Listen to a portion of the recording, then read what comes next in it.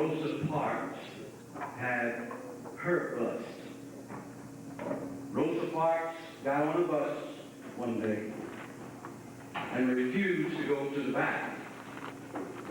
And she sat down in the front of the bus and started a revolution that rolled throughout this whole country. Rosa, from that front seat on the bus, motivated Martin Luther King Jr. to march in the streets and mobilize the people. That was a very fitting thing that Rosa did, and she has received international acclaim. When we were deliberating as board members about how to deal with our new facilities, 3 names immediately came out of the hopper: Schlafly, Clay, and Minnie Liddell. But how do we apply those names to this building? The building itself had to be named for someone who is deceased. So that was obviously for Dan Schlafly. But where do we place the congressman?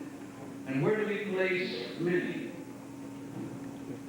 Well, we came up with the boardroom because of the legislative legerdemain of Congressman Clay and all the decisions that we would have to do there.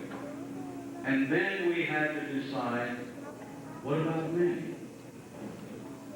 Well, between our garage and this building, there's a beautiful little park. Beautiful little park. And we said, you know, why don't we name that park after Minnie Liddell? And I said, yes, we now have it. But let me give you a further story that was going in my heart. I thought about Rosa and her bus trip, and then I thought about Minnie. Minnie had her bus too. But let me tell you what Minnie did on her bus. Minnie didn't go to the back of the bus. Minnie didn't even take one of the front seats in the bus. Minnie said, I am going to drive this bus. I don't like where you're going. Out with segregation. You got to get off of this bus. Huh? Out with racism. You got to get off of my bus. Out, state of Missouri. You got to get off of my bus. Out, state of Missouri, you constitutional violators. You got to get off of my bus. Because my bus is focused on quality education for the children. If you're not about that, get off my bus. For 27 years, Minnie drove that bus. Oh, I know the NAACP joined the fight and got on the bus. I know that many local politicians joined the fight and got on the bus, but Minnie drove the bus all the way until completion. We owe Minnie more than just the debt of a park. We owe it to her to be able to park the bus, and that's why we came up with the park. She can now step off the bus herself and sit down in the serenity of her park. Job is finished. My course has been run. Focus on the kids. Quality education is all I ever wanted for my children, and you all turned my bus into a money bus. It wasn't about money, it was about my assurance, you see. We love you, Minnie. We will always cherish your memory. And that park will always stand there, a living monument for you. Thank you.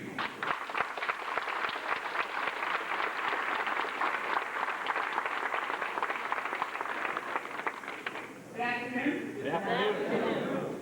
It is my pleasure to introduce Mrs. Minnie Liddell.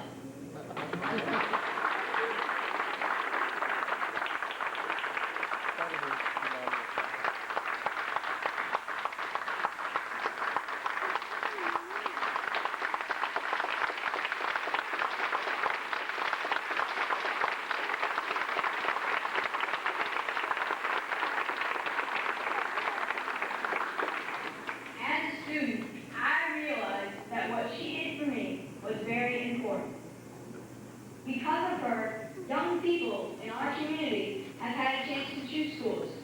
City schools, county schools, or magnet schools. She had 5 children, and when her oldest, Creighton, was 12, he had lost interest in school because he had been moved to Fordford School. She knew that the Supreme Court had outlawed segregated schools in 1954 with the Brown versus the Board of Education court case.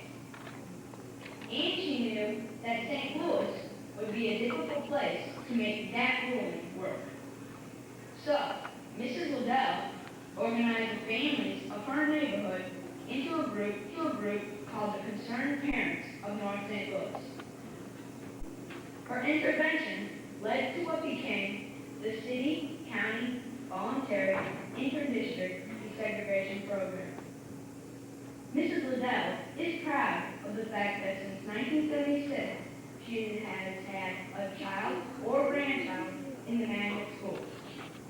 As a mother and as a grandmother and as an employee of Job Corps for many years, Mrs. Liddell knows that everything in the community has an impact on education. That impact is also felt in Washington, D.C., where she recently said, "You can't legislate people's feelings and fears." This she knows from years of personal experience.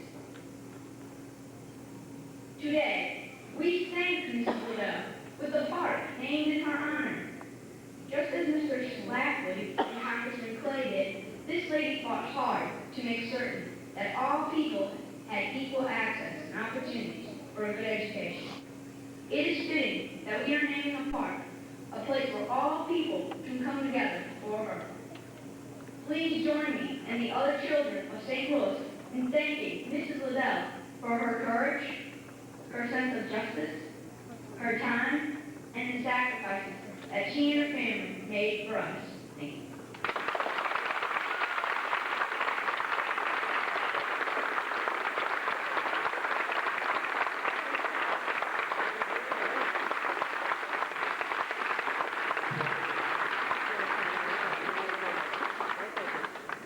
Thank you very much. These children are amazing, aren't they? Yes, they are.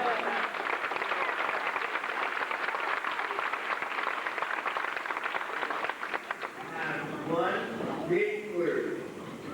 They stood tall and they remembered what they had to say. I would like to thank everyone involved remembered what they had to say. I would like to thank everyone involved in putting my name on a plaque of this great building.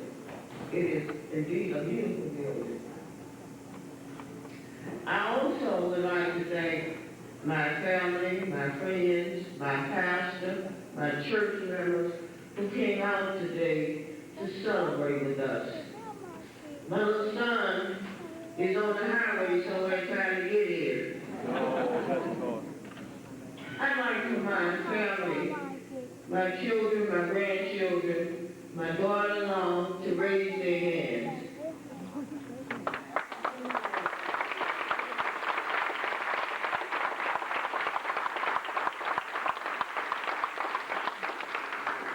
This one back here sitting on the steps was known for nearly 30 years as Creighton Liddell versus the Board of Education, the state of Missouri, and everybody therein. He was 12 years old when this thing started. One thing he taught me is this. You may start with very selfish motives, but you don't get very much accomplished. I was simply, as Rosa Parks heard, I was tired of them pushing my children around. All I wanted to do is stop it. Later, it came to all of us that that wasn't going to be possible. So we went into phase 2. It's been a lot of years. We haven't fixed our road system yet, but we're working at it very hard. This honor and the other honor I got a years ago after the Selma Agreement was signed, whereas the Board of Education, led by Carol Brewster, did a proclamation, a resolution, and they apologized to all the black children throughout the years, the part that the Board of Education played in refusing to give them an equal education. People that made me feel good. We came a long way. And I cherish that plaque they gave me, signed by all the board members and the superintendent of schools. I finally got an admission that somebody was willing to take the responsibility. And of course, you know, this board wasn't in existence even when we filed the suit. But they're the ones who really tried to dismantle a lot of things that were going on and to work together in trying to get our school system together. The only thing I can say I'm glad it's the park. It's beautiful out there. It's even a place where staff can eat lunch. I hope when children visit this building, they can play on the grass. There is just one other thing I'd like to say. I remember when the American Center was called the Sebastian Center. Now, they took his name off. And it looks like Mr. Salvation Corporation get their name off of the building there on front. Please don't take my name off.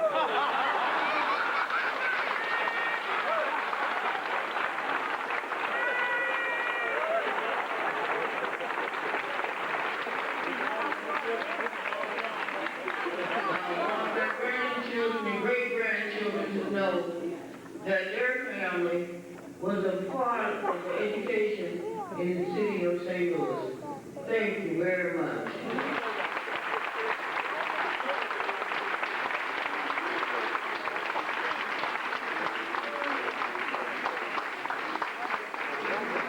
Banking company. There's a brand chocolate in their brain.